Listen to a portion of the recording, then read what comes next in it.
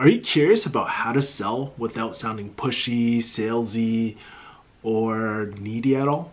In today's video, we actually help a fellow student of Dan Lok's high-ticket closer program and help him sound less needy and more authentic. Not only does it serve the prospects more, but it just feels better when you're just real with your prospects.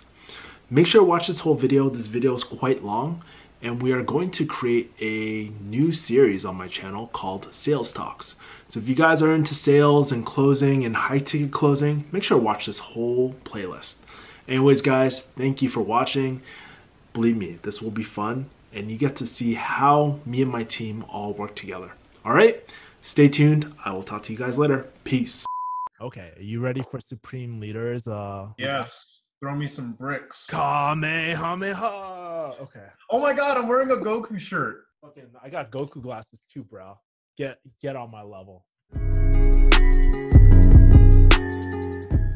So Zach, let me ask you, man. So you're this is week 5 for HTC, right? How are you feeling, bro?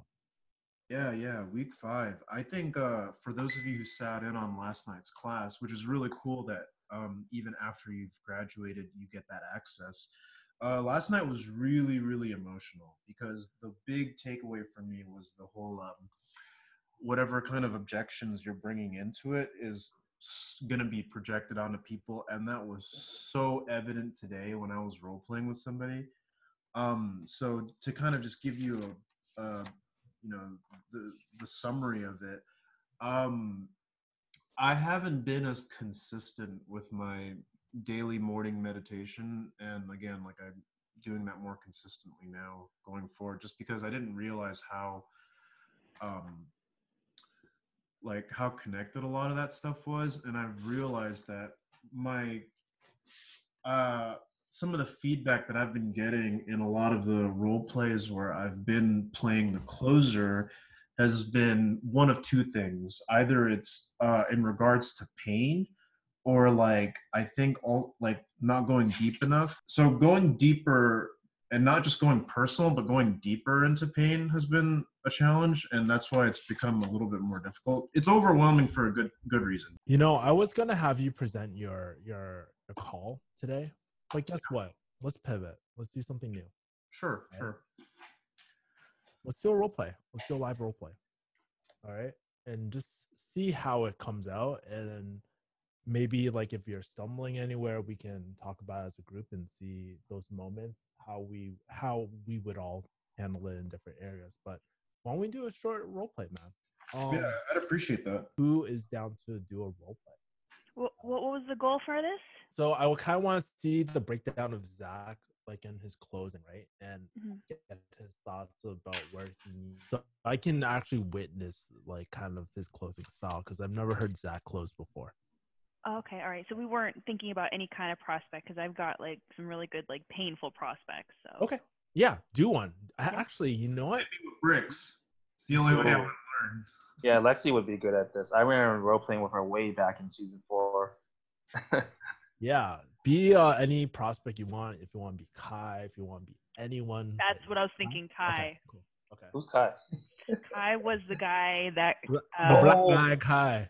The guy you had to kept following up with, and then eventually just. Yeah, we'll get it. We'll get into it. We'll get into it. Okay. All right. I'll be the. Actually, can I? Yeah, I'll just be him. And the Zach, same thing that happened to you. Make sure that you put on Zach too. Okay. Ring ring.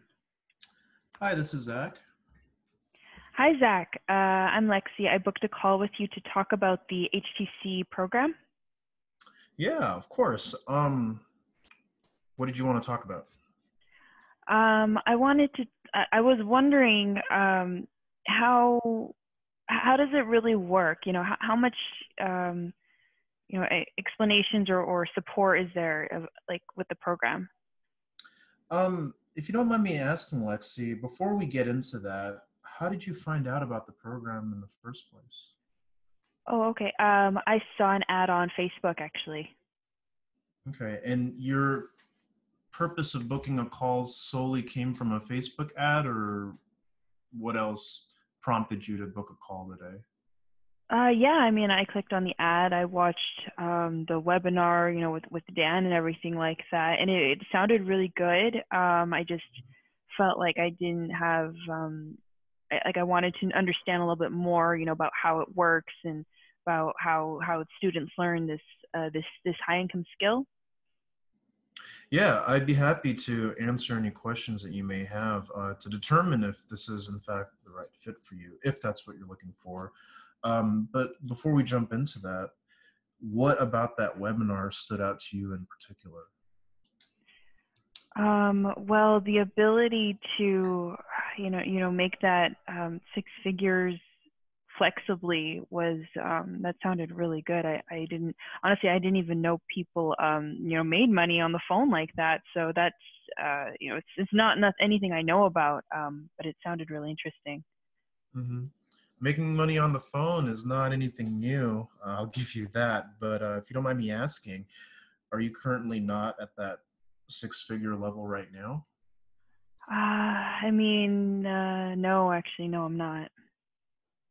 If you don't mind me asking, what do you currently do right now for a living? I'm a barber. I see. Hair. You like doing hair. Yeah, I do hair. I do men's hair.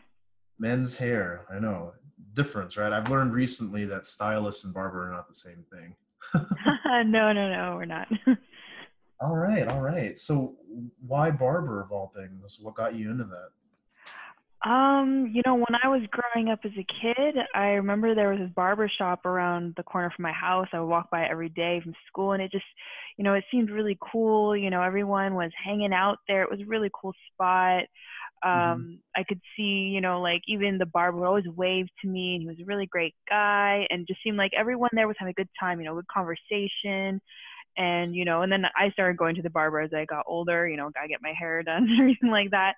Right. um and then it was just a really cool environment. Everyone was just, like the barber made such a connection to his clients, and it makes people feel good too, that makes Mhm. people feel good that they feel fresh. And yeah, I really like that. So if you don't mind telling me, you got into doing hairstyling or barber from those experiences. Was it more about connecting with the people, or was it about the experiences you had when you were growing up, about the positive memories of visiting the barber shop? I mean, I guess a little bit of everything. I never really thought about it. It was just kind of natural for me. And then, when I was a teenager, needed a job, so I got a job sweeping up hair, and it was kind of just, it just kind of kept going in my life, and just, yeah, it was just who I am. Yeah, I appreciate that story. It sounds like a very natural progression. Funnily enough, you didn't mention Barbershop the movie at any point throughout this call. I was going to throw that in there, but it sounds like it was a very natural ebb and flow. So, how long have you been doing this for? Let's see. I am in my late 30s now, so I've been doing it about almost 20 years. And after doing something for over 20 years, why now of all times have you decided to take a different step or the possibility of a different step? Well, I mean, these last several, I mean, it's been a long time that I've wanted to, like, don't get me wrong. I love being a barber. I love my clients and everything like that. But, I got a family to support, and it's these last, I don't know, been thinking about finding a change in the last 10 years, trying to make some more money, but so many things kept getting in the way that I wasn't able to, really go into things. And I tried going to some mentorships, went to some conferences, and it was just totally over my head. I had invested in some stuff, but I don't know if I just wasn't the right person, or maybe I just didn't get the right help, and just nothing worked out. And I mean, I was just on Facebook one day, and I saw the ad with Dan. First I'm like, who's this guy in a red Right. suit? Like he stands out. So I clicked on it and I watched it, and I just it sounded really interesting. Yeah, again, like this HTC program, I will say, is not always for everyone. Hence why I'd like to get to know you further before I can really see if it's the correct fit. Now, you mentioned that for 10 years you went to mentorships and programs, and you said stuff got in the way. What stuff got in the way? Well, I have 4 kids. My partner has always been kind of going through things like that. Had to take care of my parents. My family were originally from the islands, and actually last year it was a lot of people pretty much I've just had to take care of my family a lot, and every time I tried to go do something and invest time into something, I just, another catastrophe happened and I had to focus, and I wasn't able to do anything about it. When you say catastrophe, could you be more specific? What happened? Okay. Well, last year on the islands where my family's from, I don't know if you heard, but there was a hurricane.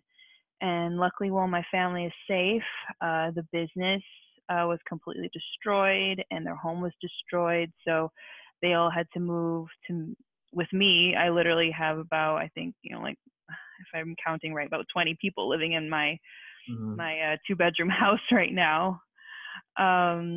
And my dad, he got really, really sick, got food poisoning a while back, and he's been in and out of hospitals, and he's still actually going back to the hospital. He has to get his eye amputated, and Oh dear. yeah, and it's been really hard on the family, my kids, and my eldest, he's in college, and it's just every time I tried to pick myself up, something happened, and it was hard, and I tried to go to these conferences. I tried to apply what they were teaching, but I don't know if maybe I just wasn't the right person. Maybe I wasn't smart enough, and I just felt like I needed more help, but wasn't able to get it. Mm-hmm. And if you don't mind me asking, what was your goal? What were you trying to get out of these programs or these mentorships that you had participated in? Well, I went to a lot of real estate stuff. You hear the things that real estate is the fastest way to wealth, and I've been definitely needing a faster way to wealth for quite a while. So that's something I thought I could get into. I was really excited about it, but yeah, just every time I tried it, it just like I couldn't get it. Oh, I understand. What was very challenging? What was the most challenging part about the real estate program? Well, I just felt like I never got the step by step. Like they kept talking about the ideas, and it was always about like, okay, there's another level, there's another conference, there's another, package to buy. And I'm like, oh, I don't even get the first thing. And they kept pushing me to buy the next thing. And I just felt like I wasn't ready for it. And I just, honestly, I just kind of felt stupid. And yeah. Yeah, I don't blame you. And I totally know where you're coming from with that whole real estate mentorship, everything. It's funny, you mentioned it being the fastest way to wealth, yet real estate appreciates very slowly. It's a little ironic, don't you think? That is a good perspective I didn't think about. Just throwing that out there. But, were there any other programs that you put yourself through to perhaps even improve the situation that you were in? No, it was mostly around real estate. It just seemed like something I could, actually like touch and see. It's something I felt like made a little more sense. Everyone's got to buy a house, so that's all I was really going into. Yeah, so that's why, like, like this closing thing is it's so different than anything I've known about before. Yeah. And I mean, I'm glad that you brought this up, just to kind of circle it back. Are you in this because you want to learn a new skill to have more income, or is time really the issue? Because I've heard two things from you. I've heard you would participate in these programs, but things come up, incidents happen, and maybe you weren't able to give it your all. Now, my question to you is, was it really an issue with time, or was it an issue of money? In these like with my real estate courses? Yeah, previous programs that you've done. Well, I mean, regarding time, I got into it thinking, that I'd be able to like buy or flip something in a few months and, get myself Mm. like kind of jumping ahead. Sorry, did that answer your question? I'm not sure I really understood. Actually, you know what? That was very, very helpful. And I think that also is just another testament to the real estate business. Don't get me wrong. I think that the real estate business can be very lucrative, and it does work for some people. But, if it's that aspect of time with turnaround, there may oftentimes be challenges with that. And that's just the nature of how houses work. The markets for a house, it's 30 days to turn around sometimes. Sometimes it's even longer, depending on, you know, uh, how buyers react and negotiations with their institution. But let's talk a little bit more about this HTC program now that you've kind of given me a little bit more background on you. Um, Do you think that you'd be the right fit for this program? I mean, I don't know. That's kind of why I wanted to, get on the phone and talk to somebody. Yeah, like I hear that how it's like it's live and at home and stuff like that. But I kind of like I've never done an online program, so I don't really know what to expect or like even if I can do it. Um, what you can expect. Now, I can't answer the "can you do it" part. Only you can answer that. But as far as what you can expect, it is a 7-week program where there's a class that occurs every week. And Dan Lok, the guy in the red suit that you so happily mentioned, teaches it live. He has a tendency to over deliver. I'm not going to sugarcoat it. So it is going to require an investment of your time of 4 to 6 hours. And how would you feel about that? I mean, well, so 4 to 6 hours a week, huh? Mm-hmm. I mean, if it is as good a program as it seems like, I mean, I could make that time. Okay. And, one thing I didn't completely, I guess, vet was income, right? Ideally, what kind of income are you looking at? Where would you like to be? Is a better question, actually. Um, like from closing, or do you mean like overall?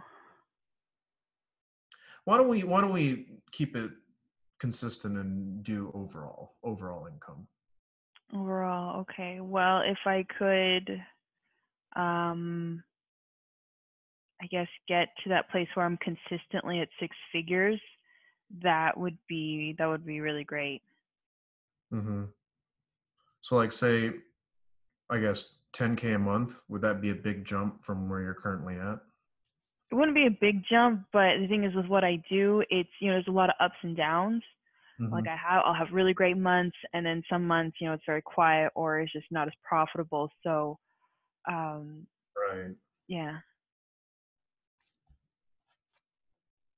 And the reason why I say overall income is because it sounds like you've been doing barber for many years, and it sounds like it is something that you legitimately enjoy. Um, I don't want you to feel like you have to go into this program, commit all your time, and feel like you need to make a switch. You may be feeling that, but I think it sounds like with the stories you told me about your dad making a recovery, helping people, having them in your home. I think that is something that is truly great, and I think that you should maintain that. So, all I'll say is this: the program itself is 2,500 upfront, and it is 7 weeks long. Is that something you'd be comfortable with? Yeah, yeah. I mean, I got no problem, committing to a course. Hmm. And this high income skill, like I said, we're talking overall income here, not just from closing, right? Because I want to make it very clear that it's not really going to be just about the closing at the end of the day.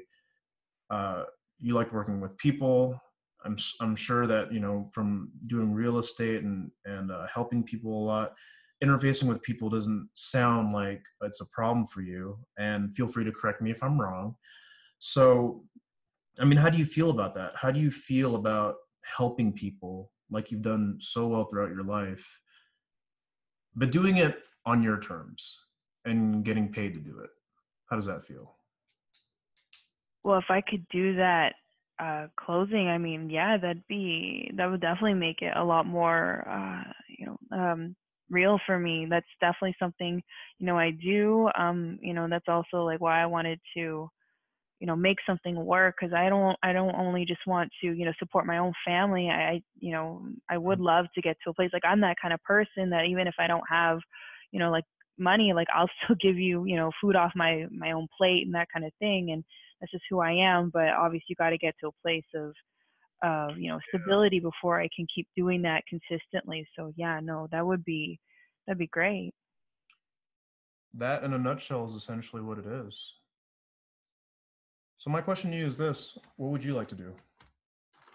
Well, I feel like I still don't really understand how the course works. I mean, you said that it's like 7 weeks and it's like 4 to 6 hours, and okay, but like how does it that students actually learn this, and like what's it like actually going through the program? I know Dan said you don't need sales skills, but like I really don't know anything about this. I didn't even know this existed, never even heard the term, high income skills. So I kind of have no idea what to expect and whether or not, this is something that I could actually, do. Like I said, I've done other programs before and I tried so hard, and, I tried to get help, but like, it was just, I don't know, maybe I was just the wrong person. I just don't want to do that again. Well, I can't really tell you if it is going to be the right program for you or not. But what I can say about the course is you learn the closing skill, which is what we talked about, over the course of 7 weeks. It's taught live. There are some assignments that you do have to go through and implement, because that is how you're going to learn. It's through implementation. And forgive me if I didn't mention that prior. The implementation of it on a weekly basis, while checking in with your community of people who are also in the same boat as you, some people with varying degrees of experience. All of that is not relevant, though. What's the most relevant is following the instructions, implementing them, following the lessons, and really seeing how it can best work for you. As far as how you internalize these skills. Now, like I said, it's not going to be something for everyone, but I just want to be clear that if that makes sense to you and that's what the program is about, only do make this decision if you feel like you would be the right fit for it. Don't do it because you think another program is going to necessarily be the answer that you're looking for. I hope that helps. Yeah, I think so.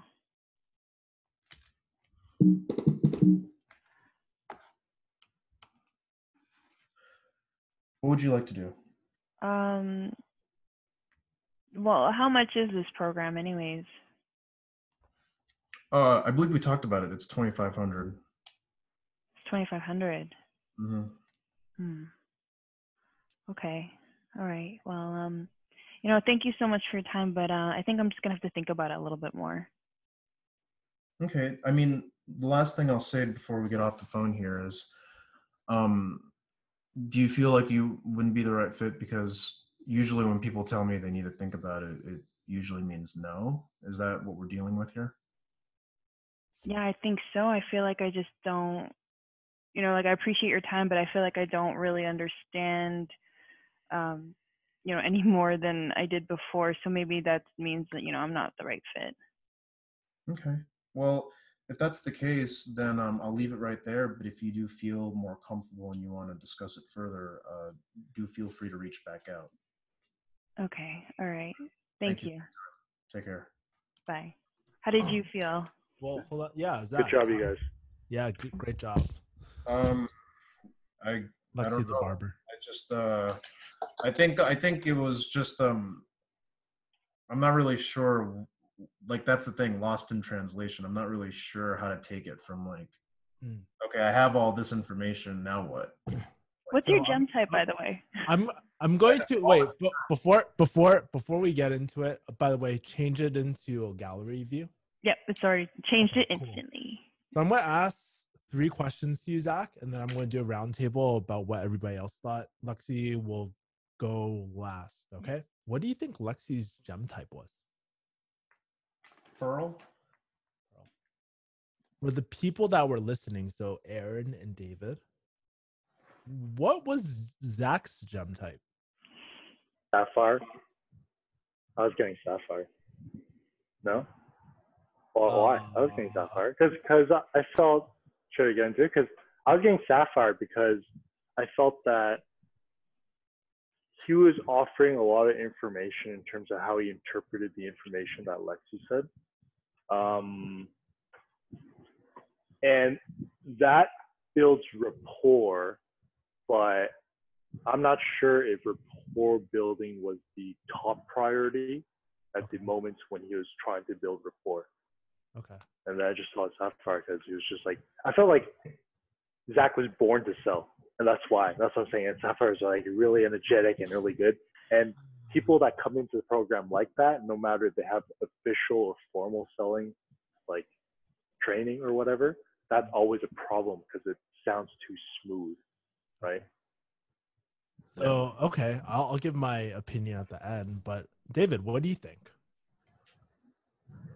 I feel like Emerald Pearl, because there's just a lot of like explaining, kind of guiding, but it wasn't really like getting to the point. I don't know. It's Okay. Cool. that's Lexi, just what do you think Zach was? My guess would be Emerald Sapphire, actually. And Zach, what do you think? What gem were you playing most of the call? I thought of myself as a pearl emerald, but probably leaning more so on emerald. Yeah, at least towards the end. So I understand where you guys are getting Sapphire because in the beginning, pretty Sapphire. You mentioned barber shop and shit. It was pretty funny. I was laughing, dude. But he was more emerald. Did you notice like a shift in energy throughout the call? By the way, Zach. Yeah, absolutely. I think that tends to happen where it'll enter in sort of pretty smooth, or not smooth. That's not the right word, but the energy will be a little bit more up. It'll be a little bit more positive, and then depending on what I hear, it'll change. It shouldn't, right? Is that the takeaway here? It should Lexi, be. when did you notice a shift in energy of the conversation? Oh, you're asking me? I thought you were asking him. Oh, sorry. Okay, no, I was laughing just because I thought he was thinking and his face changed. Okay. I would say it was kind of hard to tell actually, because I mean, I'm thinking about it on two different, because I feel like our energies were okay in the beginning, but I would say after about 15% into the call, he was on one level and I was on another. And I felt like my prospect kept going down, down, down, and he actually maintained this even energy throughout. Zach, why don't we get a rundown about how you felt on the call? But as far as a rundown goes, a quick thing would be, I think I had a good idea as to what this prospect was about. I think as far as diving into a little bit of pain, that would have been it. Whether I actually hit a real point as to why they were looking for a way out, I don't think I got there. I think sometimes those things that are happening in your life are just symptoms, right, of something that's bigger. So I don't think I tapped into that as much. I think that I don't know. I don't really know. I think it was good for getting information, but not for really doing anything with it, at least from my perspective. And then if there were any inferences to the course or pricing or whatever, it was more of like a cost benefit analysis rather than fulfilling a need. David, or what do you think about the call in general? And then you can leave any feedback at the end. I'd say for impression wise, like I've definitely encountered what Zach encountered like early in my HTC career, where it felt like, hey, I'm just guiding the prospect, but then usually you're gonna end up with problems later because you're feeding them too much information. So at first it feels like, okay, it's not bad, and then all of a sudden it feels like Zach is doing most of the talking. It eventually transitioned into that. So the problem with a prospect on the other end of the line is they feel like they're being talked to, right, as opposed to them making the decision on their own. Mm-hmm. They're getting overloaded, so that's why when you hear to let me think about it, because I was expecting that to come. I was like, man, this is so perfect. He just set himself up for this. And then 5 seconds later, Lexi posed the card. I was like, yeah. dude, there's a part where David just like was like that. I was like, I oh saw my that. God. And know what the funny thing is? Funny. David just texted me that, and then it happened, which I That's freaking laughed so hard, man. But yeah, Almost like a play-by-play. You guys already know what's we gonna already know. transpire. Don't worry, Because you'll get there soon. we've seen it before. We know what it turns out to be depending on how we interact with the prospect. Mhm. You know, that comes with experience, of course. Like we all been there at some point. Yeah. So I felt like one way would be to just have, you gotta find a way to get the prospect to do more of the talking instead of just explaining everything to them, which is that can be tiring. Just imagine pulling that off seven calls a day. You'd be like dead tired by the next day. I'd be so pissed by like the 7th call, especially if none of them flew. It would just be like, dude, what do you want? Why are you calling me? No, I know. I mean, like, yeah. Go ahead, David. Sorry. Like she told you about how, or he, right? I don't know if Kai is supposed to be a guy or a girl. It could be either, right? But anyway, point being is that she told you about that she did courses before and she felt like it didn't work. It could be her. Maybe that's something you could have dived in with. Yeah. And just keep going deeper and say, well, why do you think it could have been you? Tell me about that. And I don't know where that would lead. But whatever it leads into, get clarity, right? Mhm. And then you can work with that. So eventually, if it ever, you won't even get to the price. Like if it gets so deep, you just want that solution, and you got it, right? Mhm. So that probably would have shortcut your call by like you just divide by 3. That's probably how fast it would end. Potentially, if you hit deep enough pain, you can just quickly go to like what would they prefer as their goal, like, and then work with something in between that because sometimes it's not so realistic to be from like deep ass pain to you can find a solution in 30 days. You might find a solution, but maybe it's a work in progress. But it's better than being stuck. See, You guys, oh, go ahead. yeah, continue. What I was saying was I'm getting conflicting feedback. See, that's not in this call, but just in the role play rooms, right? And I think that this is where it may be doing me a little bit of a disservice, which is why this is very valuable and important. Because for some people, it's go through the steps. It doesn't matter. Go through all the steps. Set the agenda, qualify this, talk about all of this before you even think about putting your foot on the throttle, right? And it's really funny that you say if you ask some of these things, right, it cuts your time in half. Because here's the thing, I get 2 types when it comes to this kind of thing. It's like, number 1, empathize with the person and talk with them and still keep building that connection, right? Which, whether or not that's going to be useful or not is subjective. And number 2, don't cut to the chase too much and just like ask, because you're trying to understand as opposed to going, okay, I know how to solve the problem. So this is really helpful because there's real life, real world experiencer with real prospects, right? As opposed to what I hear in the role play rooms. Because right now it feels really systematic. Like I need to understand, but I also need to move this person through the line. And when I think of it as far as a system is concerned, I think that I may not be looking into things that are more important than others. Because like you said, you're just telling me right now, like price probably wouldn't even matter at some point. Yet it's like, well, price has to come up eventually. And that may not always be the case. Do you get where I'm coming from? Because it's like... Yeah, I understand. Yeah, definitely. Yeah. I understand where you're coming from, man. And that's why I always ask, like I always emphasize, like what's going to help them understand, like what's going to help them in the end understand whether this is the program for them or whether it's not for them, right? I want to say my feedback to the end, but David, did you have anything else? I think those like kind of the main ones is It felt like it dragged on and it didn't have to. Sure. Yeah. Aaron, any feedback or your general impression of the call? General impression, I feel Zach is a really likable guy.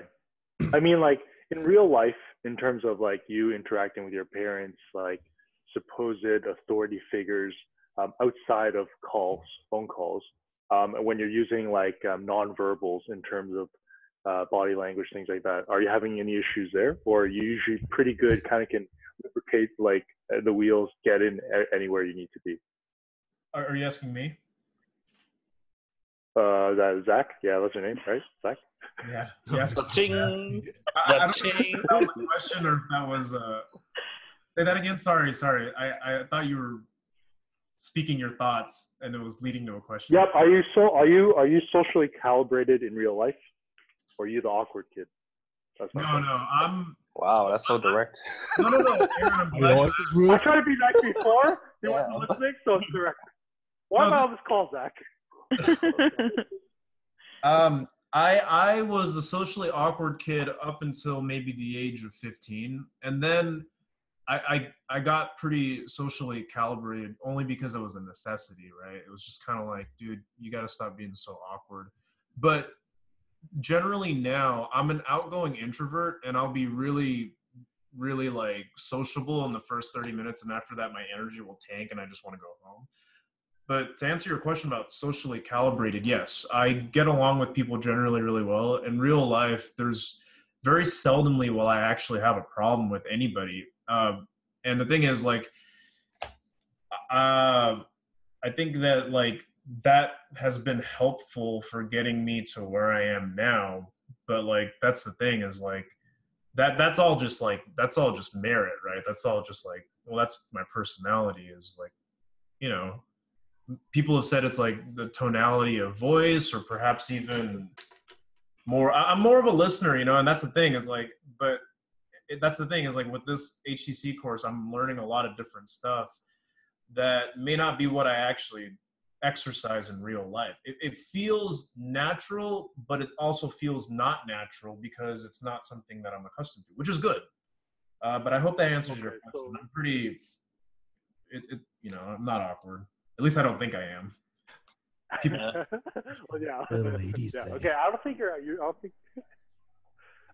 an awkward person. I mean, I don't get that coming off from you, right? I just feel like you should just be more Zach on these calls. Like with my accountability groups, usually what I tell them is, yes, know the structure from beginning to end. So like the people in the groups are telling you like you have to go through every single steps. You have to go through every single step in the beginning to ingrain it into your head. Okay, so you know it like it's like the back of your hand, no problems. You can tell me how to open and what you said your agenda, what your tonality should be, all that stuff, and how you qualify a prospect. What are they usually worried about in terms of urgency? Is money the problem? Are they the main decision maker? Blah blah blah. So you know all that stuff in a very theoretical framework sense. right. But once you know that, to transition from role play, the aseptic like training room, to real life, it's important sometimes to forget some of the stuff that you're learning and fill in the rest with who you are as a person. Because you are socially calibrated already, right? So that means you can, if there is any lull in the conversation, you already know how to pick it up. It's not a technique. It's not anything of that. You know how to keep them comfortable, blah, blah, blah. So rapport should be one of your natural talents. When you do that, know the framework off the back of your hand, and then you forget some of it, you fill in the stuff you don't know with who you naturally are. And I think that's how your closing style specifically will be.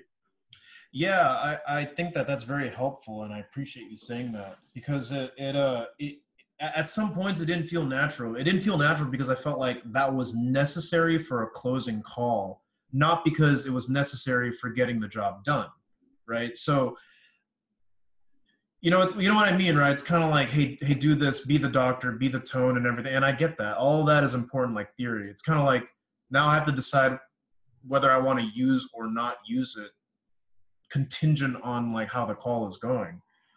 So that's the thing is, real quick, I know we're all giving feedback, but there was another instance earlier today in a role play room where somebody, like there was an objection that was said, and somebody literally quote for quote said something that Dan said last night, and it just didn't feel natural. It worked, like it was the perfect comeback, but it was like, dude, you wouldn't even say something like that. It's just not in you, right? you're this like kind of more direct yet somewhat soft spoken, and all of a sudden you kind of gave more of like a you gave a Dan comeback. You gave it, and it felt like a play by play. Like you took it from last night's class and you just slotted it in. It's like, I'm going to use that if that objection comes up. And it felt like you just pulled something out of your utility belt that wasn't like, it was like, where did that come from? That felt like left field. It almost like upset the tempo of the call. Worth a try, though. Gotta give him props. You gotta give him props, man. Yeah, he said something. We're like, yes, that's a good comeback, but it didn't feel like it came from you. You were like, oh, got it.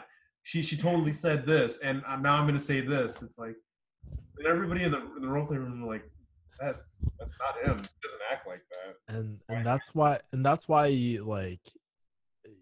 like you can watch all the role plays you want, but until you understand the mindset, you'll never, or mindset, or what's the energy going behind it, it'll never work. That's why you gotta buy HTC. Oh, affiliate link. Affiliate link. That's how we get them. That's plug it somewhere.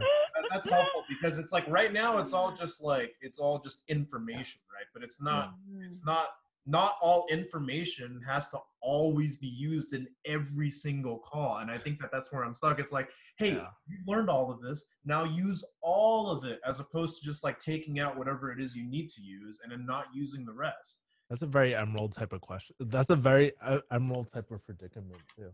Yeah, no, I have Emerald tendencies. Let me ask the two Emeralds in here. Do you guys go through that shit all the time? Sounds stressful. For what? What's specific? Like Zach's predicament, like overwhelm of information. You're deciding, oh, what information do I use? What information don't I use? Like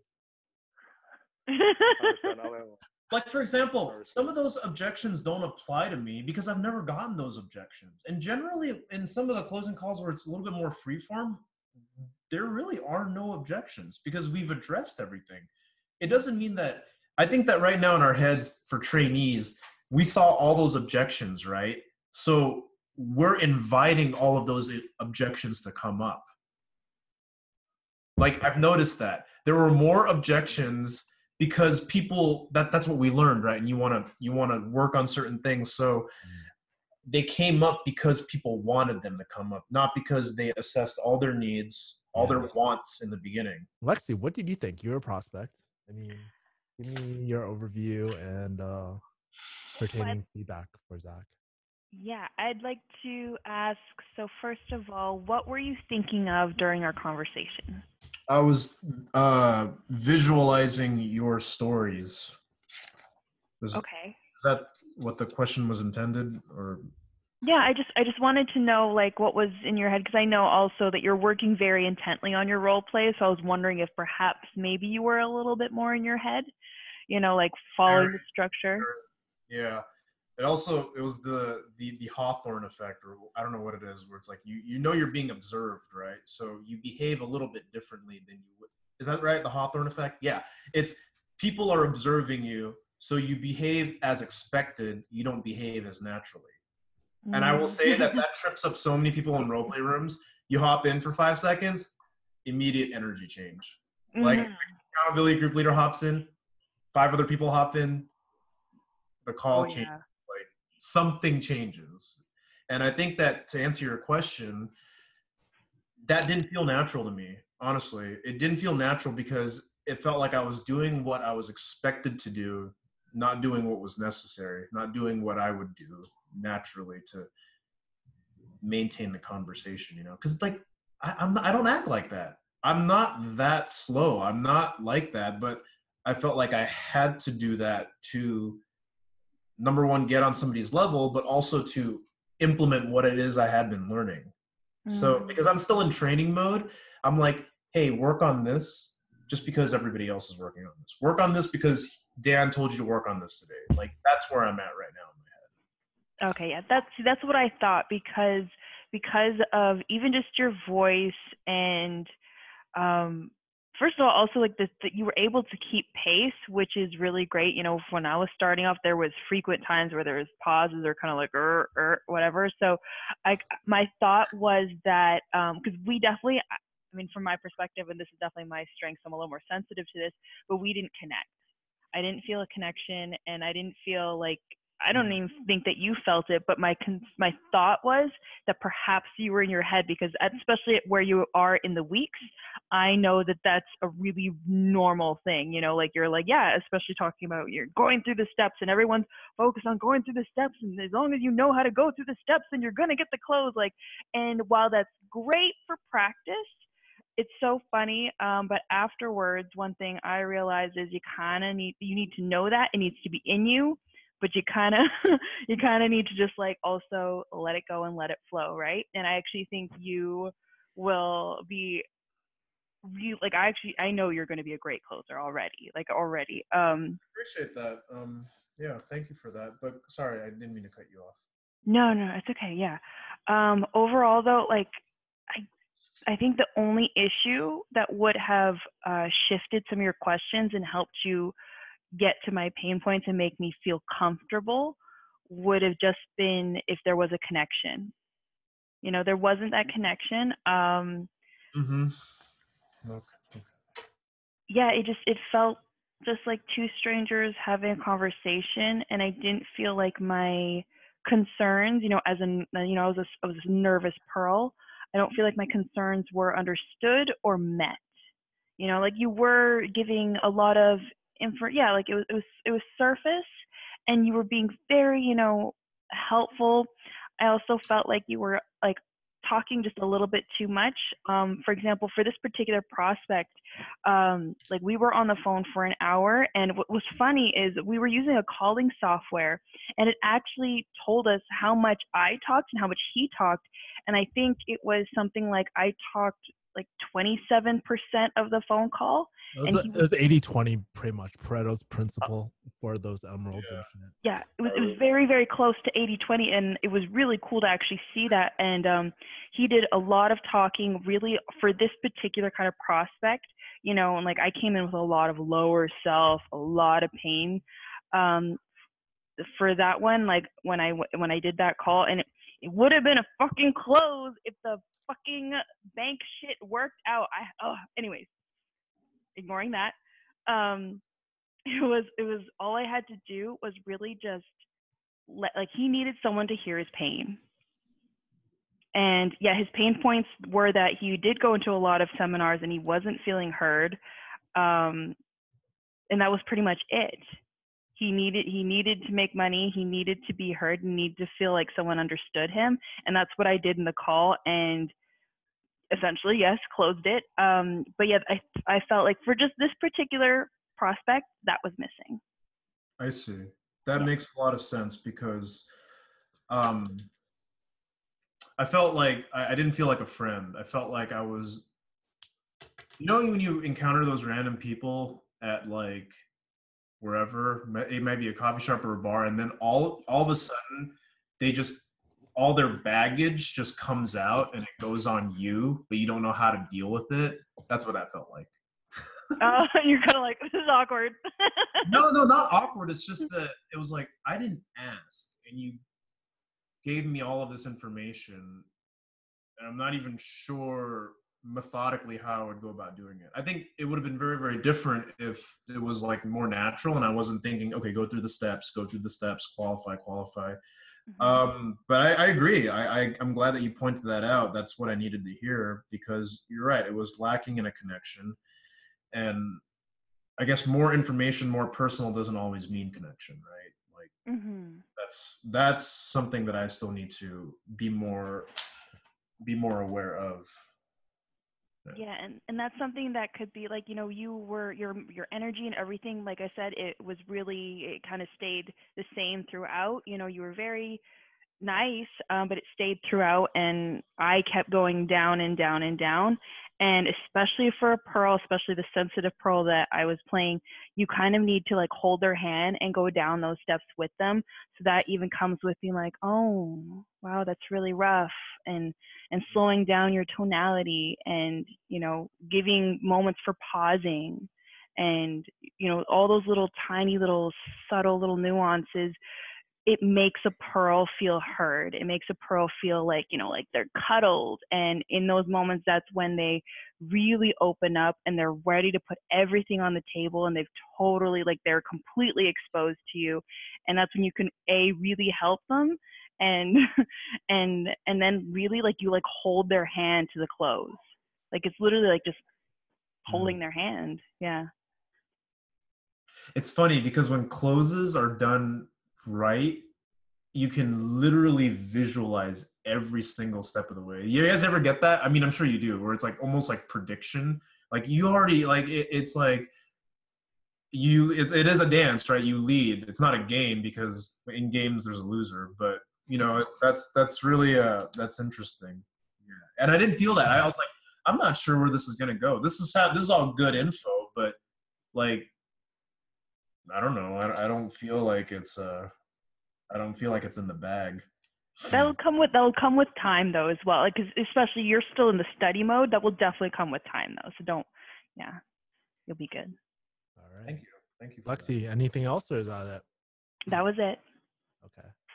I want to add, Zheng. Is that how you pronounce your name? Was that just how you just put in this thing? Isn't it Zach Hing? Let me correct that. I don't know why every time I sign on, like it just doesn't. Here, I'm gonna rename myself. Zach Hing. Yeah, I keep thinking it's like Zheng. Like, who has that kind of name? It's so unique. Anyways, the Zheng closer. Oh my god. Oh man, that was sick. But yeah, so I want to comment that you have a very like smooth voice and tonality. And I think that would help. That helps a lot because you're starting at that level as opposed to people from all over the place. Like you have a very like I don't know how to describe it. It's just smooth. Like you could be an announcer for somebody, right? Yeah, it's like if that works, it works. Or I'll play to the whatever strengths I have. If it's in vocal tonality or it just puts people at ease. I've heard all kinds of stuff. I've heard like it gets people kind of like it's kind of like sensual, and it's just sometimes it's like, hey man, you'd be like a good phone sex operator. I'm like, that's Kevin. That's Kevin. It's like ASMR, right? I mean, I haven't done any ASMR stuff, but like, maybe that's your new channel, bro. Yeah, no kidding. Just like ASMR. So, David, did you have anything else? Oh, I can add on that. Imagine just using your closing skill for that kind of line of work. You'd be killing it. You'd be raking it in every minute, right? You get paid by the minute. Oh my god, yeah. Ooh, close them on staying on the phone. Okay, are you ready for Supreme Leaders? Yes. Throw me some bricks. Kamehameha. Okay. Oh my god, I'm wearing a Goku shirt. Where's my Man, Goku glasses? Fucking, I got Goku glasses too, bro. Get on my level. All right, I'm gonna give my feedback like this, by the way. So, Zach, let me ask you a few questions. I actually can't see.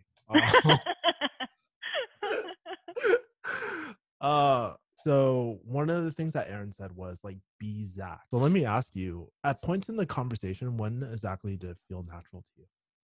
Did it not feel natural? No, did it feel natural to you? Honestly, probably only the first minute. And after that, it didn't feel natural. Let me ask you, what did you do within the first minute in the beginning of the conversation? Hey, tell me what got you involved. Like, why did you, what made you, like, why did you book a call with me? You know, it was a little bit more, I didn't know what to expect. I had no idea what this person was going to be like. That's just my inviting tone. It doesn't matter who I'm on the phone with. I think that is the antecedent. Like, that's how I start phone calls. And then, like, I think when it got to the point where, well, let's focus on the natural part first. Okay, so the natural part would be the rapport building with this particular prospect's background, why they got into it. I think that the connection was, or at least where it felt natural, was everything up until, so you've been doing this for 20 plus years, sounds like you like it, then why now of all times do you want to make a change? And then after that, it was like, you know, I didn't. By the way, I circled why now, and I put it under the positive sign. So that was really good. I like that part. But other than your tonality and the questions you ask, what's one thing that you were doing? Like, what's one nonverbal thing that you were doing in the beginning of the conversation? Nonverbal, as in because like what I was doing, like with my body. Yeah. I mean, guys, do you like the rest of the team? Do you guys know what I'm hinting at? Like, actually, like what he was physically doing? I was. Not his camera. Oh. Not his is not his camera, but he did a nonverbal thing that you can hear through the phone. Oh. No. No, I don't know what you're getting at. It's not this. It's not this either, man. I was fiddling with the pen, Bro. You know, there's a release in energy when you were smiling. Oh, I didn't. Smiled right on the phone. Did you feel that release in energy, like that rapport building? It wasn't like, yes, the stuff that you said was cool, you know. Yeah. But there was a change in energy once you smile. Yes. Yes, I think that any sensible person would say so. So what does that mean in context? Is that being Zach or is that not being Zach?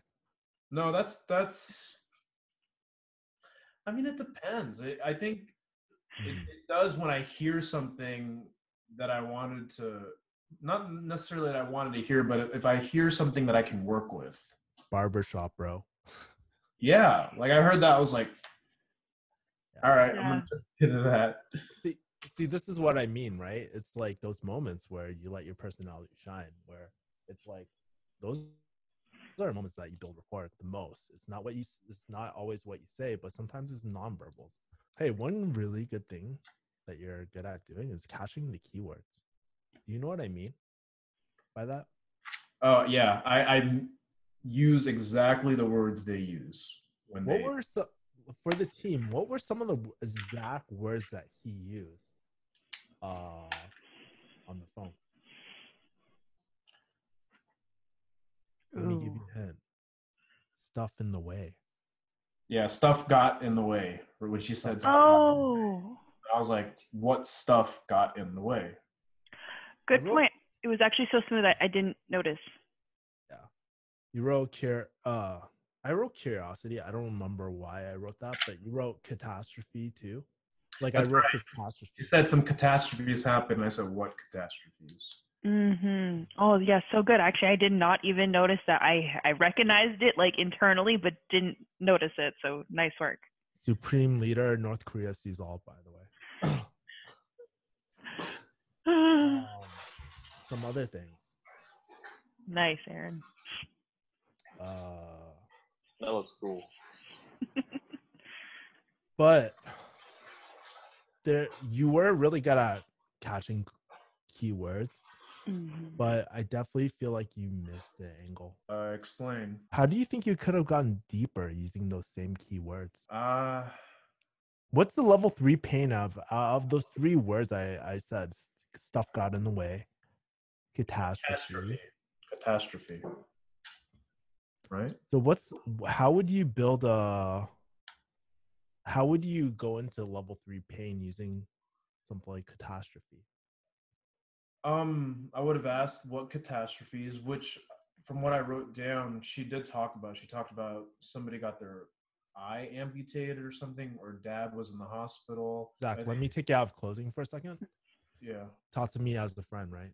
Hey man, my dad he had to get his eye amputated. Dude, that's nuts.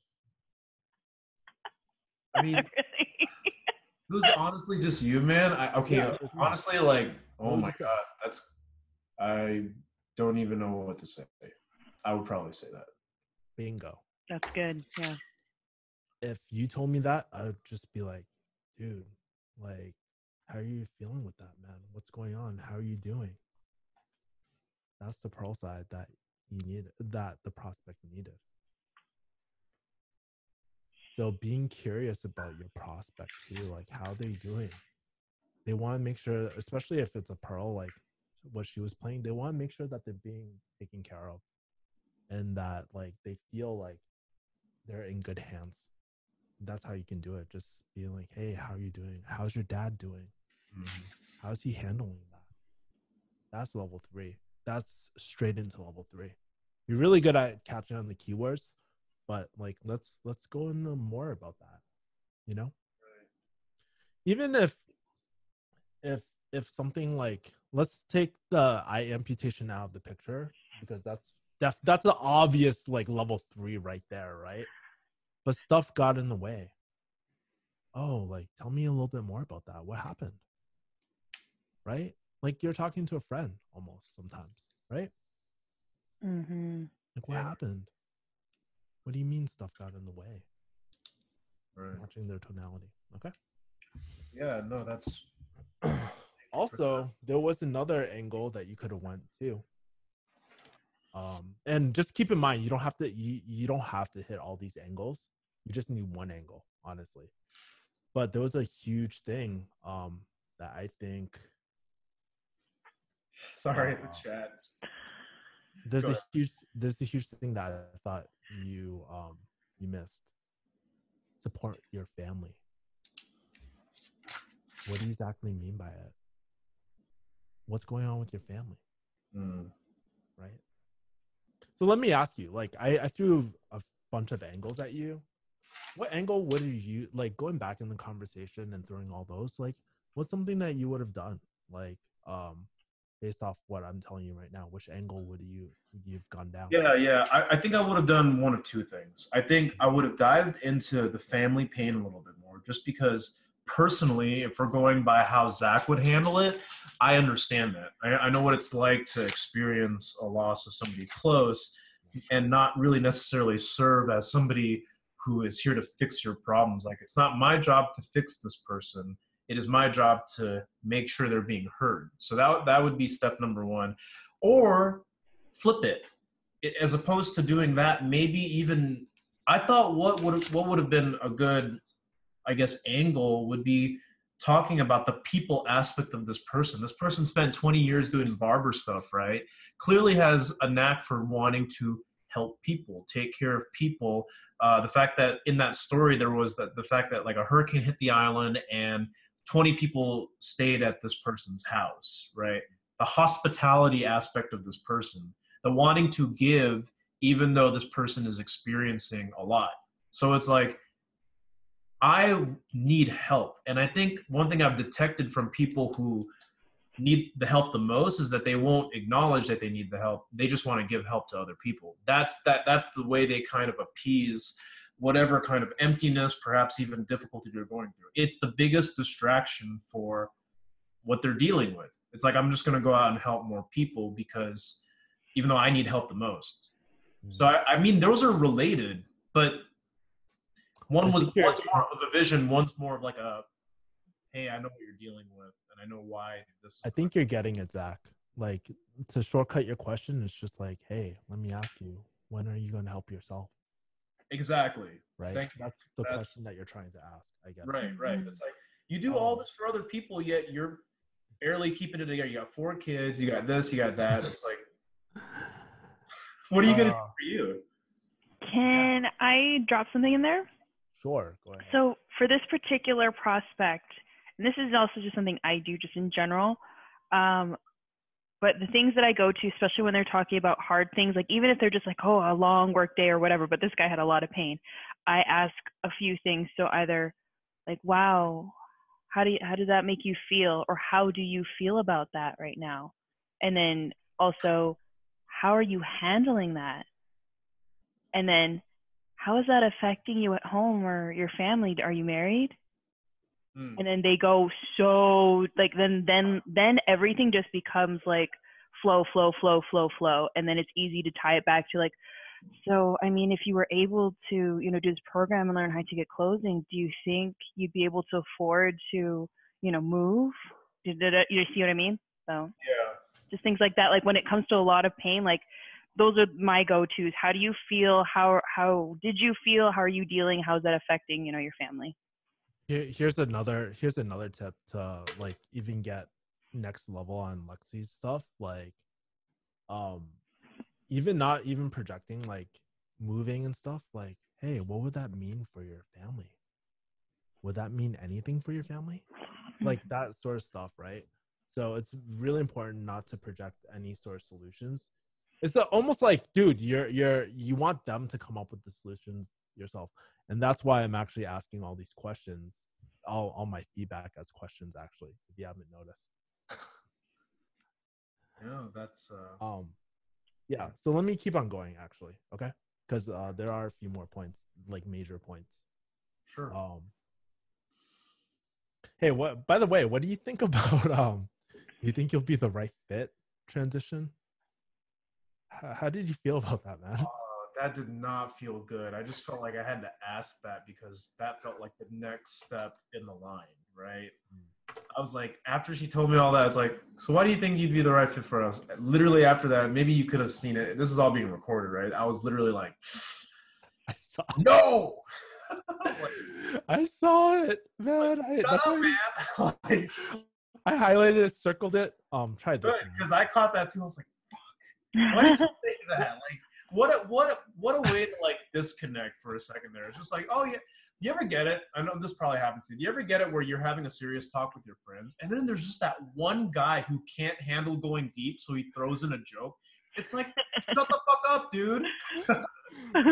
Having a talk here, like, couldn't that wait until afterwards? That's what I felt. I felt like that guy when I asked that. I was like, so let me ask you this: what's another question that, like, looking back now, because hindsight's 2020, what's something that you would ask instead of that question? how do you see this program supporting your family?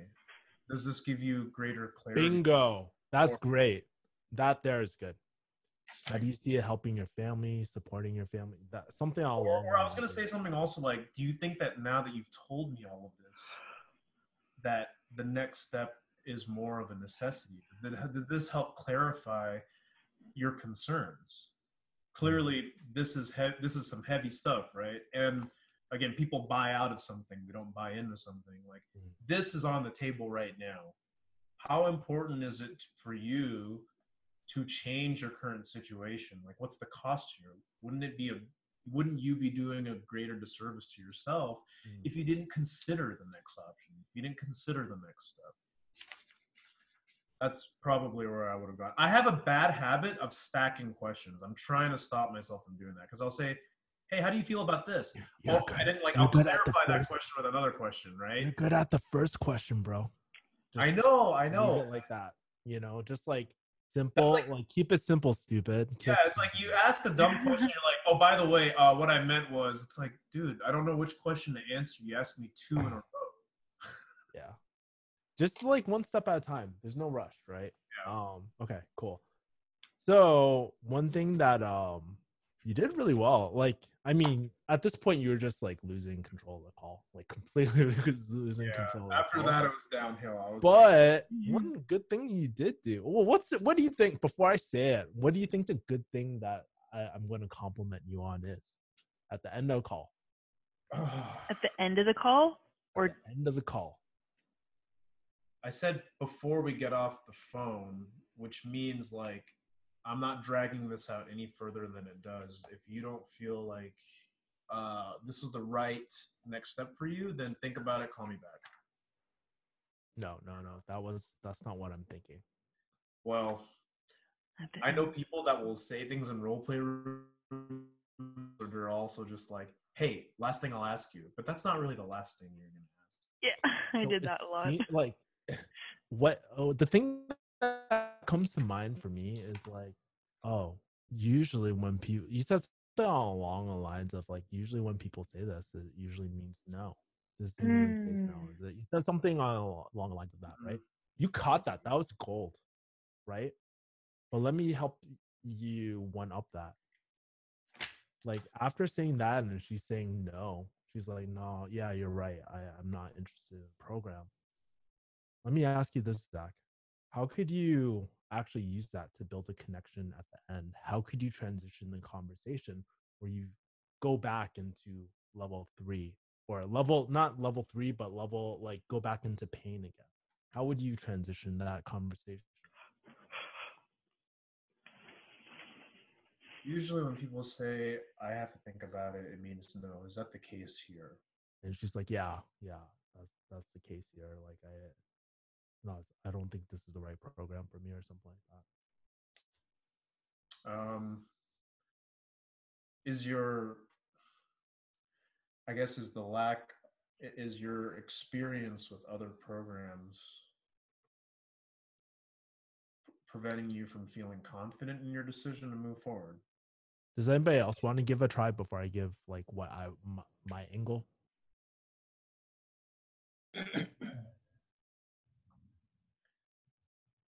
Very, David?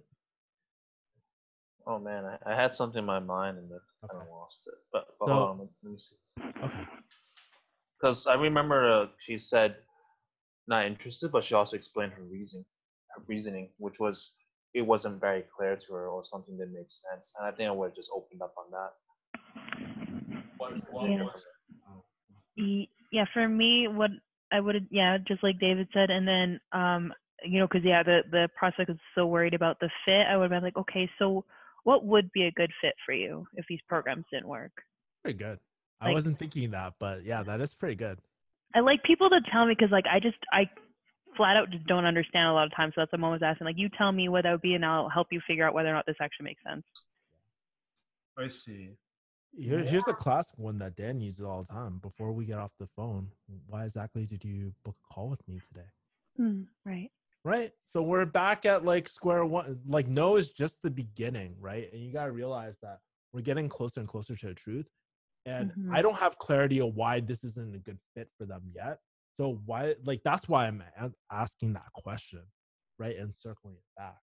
And it's funny because lack of information about the course is actually irrelevant. Assuming you realistically watched that webinar, Pre-framing from the influencer is very important, and that's where that comes in.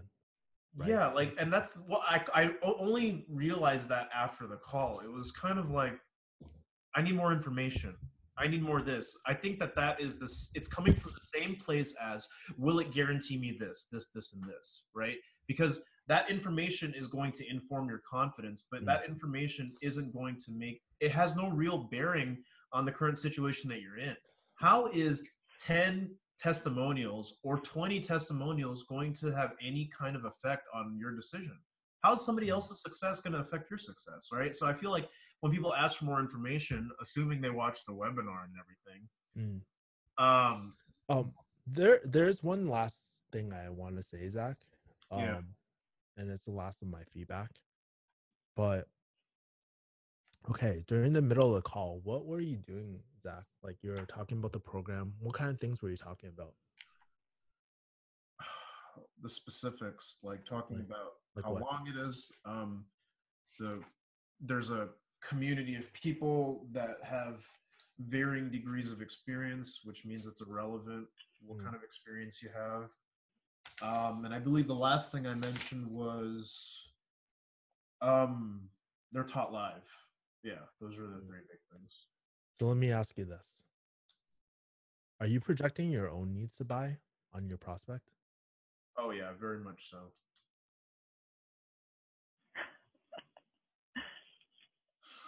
Yeah, like hell, I would have been sold after that, you know. Be careful, man. Be careful. Yeah. That's all I'm just trying to say. Be very careful about that. Okay. Yeah. Great. I mean, great tonality and shit. Like you have your dude. You have your tonality down. That's really good. You have your keywords down, which is perfect, right? It's just like fine tuning, right? And just going into more specifics about like and catching, like making sure that, hey, those keywords are actually entry angles for deeper pain points. And you want to go into that because you want to make sure that it's crystal fucking clear why this is the program for them, or why it's crystal clear why it's not for them and they're not a good fit, you know? Yeah. Super Saiyan off.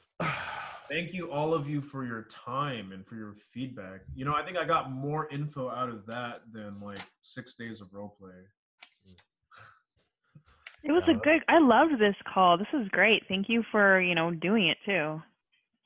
Yeah, I wasn't sure what Kevin meant by talk about your roleplay. And I was like, what could I possibly be adding that would actually be valuable? But it's that lower self speaking. It's like, dude. But okay. What's Yeah. the most like I mean, before we end this and stuff, like let me ask you, what was the most like what are some of your biggest insights like coming off this call? I think honestly, just a back to basics approach of be natural. Don't feel the need to overqualify just because the agenda of the call, the nature of learning the structure of closing mentions it. I'll be honest. While we were talking about this, there are two things that happened not just last week but in the previous class where it was like, hey, think about the sales script, right? Revise your sales script. And it got a lot, not just me, it got a lot of fellow trainees into this more structured mindset. People were freeform.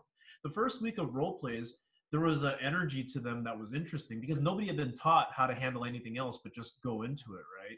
And there was a really, really nice exchange between people that may not necessarily have been rooted in any theory, but they made sense. And it doesn't discredit the validity of those calls. I think that I'm in such a structured mindset right now that it's like it's like classical music, right? Play it as like take it as gospel and go do something with it, as opposed to like, okay, take what works and then roll with it. The prospect isn't gonna like they're not high ticket closers. Your prospects will not be high ticket closers. Bro, let me give you some next level shit. Guess what? The agenda, like that whole setting agenda part, that shit is in your head. That shit is in your head. Like you don't need to do the yes, no, maybe because you know that if they're like, I need to think about it, that's bullshit for no, right? So let's call them out on it. You don't do that shit, right? Why do you still have the Apple? See, that's I'm glad you said that, because right now what's happening in a lot of role-playing calls this week in particular and last week after those lessons were introduced, people are automatically like, okay, before we get into that, we have questions, but before we get into that, I have 30 minutes. I've got only so many questions and like if you can't agree to this, like fuck off, right? And dude, like, that's like having sex and like putting on the condom and just doing a consent form, like, you know what I mean? Like, dude, who the fuck does that? But it also, the bigger thing is it's off-putting. People are legitimately coming for information. You're telling me, like, if you don't agree to this and I don't solve all your problems in 30 minutes, we're done. We're going to agree because that's what we're doing in practice. But I'll be honest, in reality, I would never say something like, okay, I only got 20 minutes for this call. I may have that scheduled, and then if it's necessary to go longer, then I'll do it. But like I don't know, bro. My call solve your problems in 20 minutes. Like my calls like go down like this. I do like, hey, like what's going on? Some rapport building. Why exactly did you want to like? What exactly made you want to book this call? And we just go into it. We don't like. There's none of this like awkward agenda shit, like whipping out the condom. So because people will set the agenda at the beginning of the call and stumble over their words, like almost like they lost their authority by setting the agenda because they're just not people that set the agenda. They're like, oh yeah, so I got 30 minutes. It's like, you don't sound too sure of yourself. But you did it pretty well, though. I have to say, you did it pretty. You flowed it pretty well. So thank you. But what I do is I'll say something like, hey, I'd like to ask you a series of questions to determine if you're the right fit. I would normally ask that, but that is setting the agenda. I'm the one asking the questions, not you. Like that is implicit, but the whole like, yo, agree to this? Yes, no, I don't think so. Like I could never say that in the, I don't want to say never, but I don't see myself doing that in the beginning of a call because like, it's like, dude, you're dealing in absolutes here, right? And maybe it works for some people, but Aaron, having said that, yeah, I do. Having said that, it depends on the influencer you're working with and the funnel that leads up to you, right? So you have to analyze that a little bit on that side. I mean, changes tonality, changes like how you're going to be opening. So you have to worry about that a little bit too. And I know we're talking a lot of like shit about like people doing stupid things in role play rooms, but we're all still learning and it's okay to make mistakes, right? So I Dude, just want to make it and that's official, right? and that's the thing too. Like, dude, try shit. This is role play. This is the time where you should be trying shit, see what works for you, what doesn't, right? Um, and one thing that Aaron did say is like, okay, agenda does make sense definitely if you're talking B2B versus B2C. Like, people don't want their time wasted. Think about a more Ruby type of person. They want to know, they want to cut the chit chat. They want to know exactly like what this call is all about, right? And that's something that you just gotta feel and pivot. That's why energy is very important. Literally. Cool. Cool. Well, yeah, man. Like, so glad that you got a lot out of it, and yeah. Dude, I can't believe there's 2 weeks left in this. I feel like my life has been this, like, like you get into the routine of it. Yeah. So, wait, before we get off, what are you going to implement going forward?